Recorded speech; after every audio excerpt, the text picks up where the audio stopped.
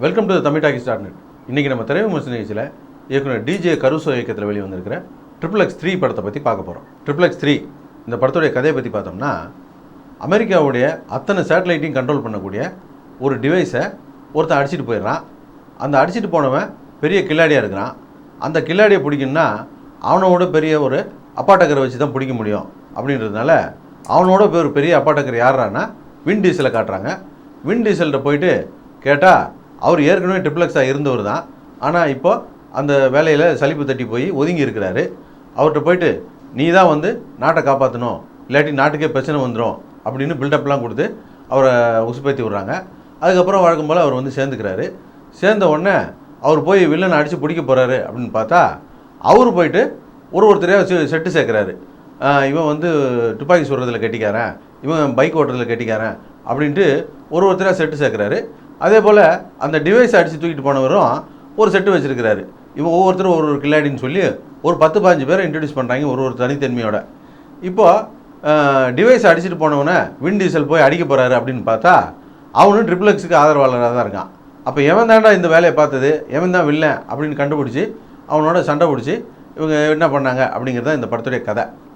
இந்த படத்தில் படம் ஆரம்பித்ததுலேருந்து ஒவ்வொரு கேரக்டராக அறிமுகப்படுத்திக்கிட்டே வர்றாங்க. ஹீரோவை பற்றியும் சொல்கிறாங்க, அவரை பற்றி பில்டப் கொடுத்துக்கிட்டே இருக்காங்க. அவரை பற்றின பில்டப்பு கொடுத்து முடிக்கிறதுக்கு இடைவேளை ஆகிப்போச்சு. இடைவேளைக்கு அப்புறம் ஏதாவது செய்வாங்களான்னு பார்த்தா ஒவ்வொரு கேரக்டரும் அறிமுகப்படுத்திக்கிட்டே தான் இருக்காங்க. படம் முடிகிறதுக்கு 10 நிமிஷத்துக்கு முன்னால் வரைக்கும் போன XXXல் நடித்த ஐஸ் கியூப் வர்றாரு. XXXக்கு ஒரு பிரச்சனைன்னா நான் விடமாட்டேன் அப்படின்னு சொல்லிட்டு அவரும் வர்றாரு. இப்படி படம் முழுக்க ஒவ்வொருத்தரையும் அறிமுகப்படுத்திகிட்டே இருந்தாங்க. எப்போ தாண்டா கதையை ஆரம்பிக்க போகிறான்றதுக்குள்ளே படமே முடிஞ்சு போச்சு. இந்த படத்துடைய கதைக்காகவோ திரைக்கதைக்காகவோ இவன் கொஞ்சம் கூட மெனக்கட்ட மாதிரி தெரியல.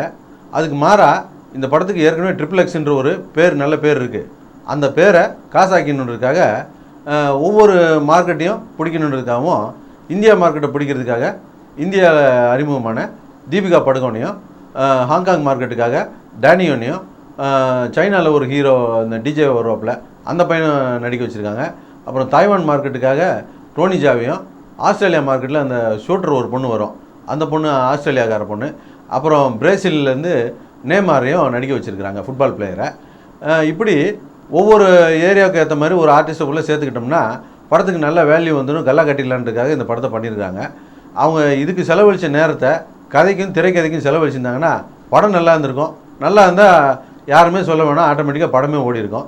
இந்த படம் முழுக்க நிறைய நடிகர்களை போட்டுட்டு ஒவ்வொருத்தருக்கான அறிமுக காட்சி, அவங்களுக்கு ஒரு நடிகரை போட்டு அவங்களுக்குன்னு ஸ்பெஷலாக ஒரு சீன் வைக்கணும்ல, அதுக்காக ஒரு சீனு, இப்படி வச்சு கடுப்படிச்சிக்கிட்டே இருந்தாங்க. கடைசியாக இந்த படம் முடியறதுக்கு 10 நிமிஷத்துக்கு முன்னால் ஐஸ் கியூப் வந்ததுலாம் உச்சகட்டமான கடுப்புன்னு தான் சொல்லணும். அப்புறம் படம் முழுக்க ஒரே நம்ம யூகிக்கக்கூடிய கதையாகவே வந்துக்கிட்டே இருந்துச்சு. சாமுவேல் ஜாக்சன் ஃபஸ்ட்டு சீனில் வருவார், ஃபஸ்ட்டு சீன்லேயே செத்து போயிடுவார்.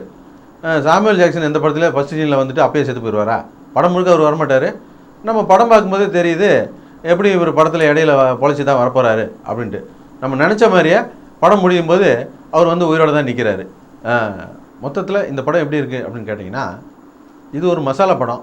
மசாலா படம்னாலே எதையோ ஒன்று பண்ணி ஜனங்களை என்டர்டெயின்மெண்ட்டாக வச்சுருந்து அவங்ககிட்ட காசை வசூல் பண்ணணும் அப்படிங்கிறது தான் நோக்கமாக இருக்கும்.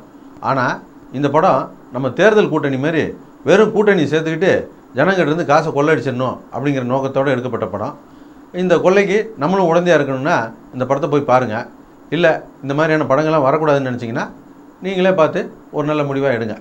எங்களுடைய நிகழ்ச்சிகள் உங்களுக்கு பிடித்திருந்தால் உடனுக்குடன் கண்டுபிடிக்க கீழே உள்ள யூடியூப் சேனல் சப்ஸ்கிரைப் பண்ணுங்கள்.